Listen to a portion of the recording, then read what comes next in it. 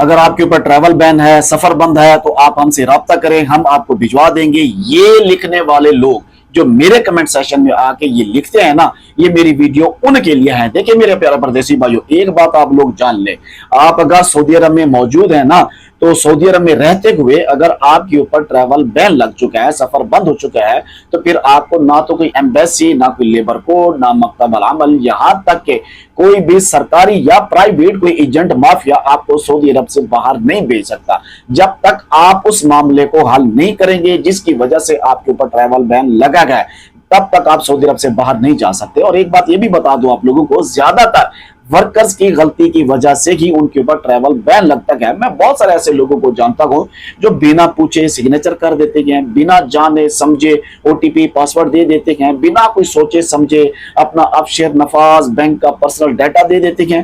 کوئی بات نہیں، آپ کی مرضی ہے، آپ کی چیز ہے، آپ دے سکتے ہیں، دبا کے دیں۔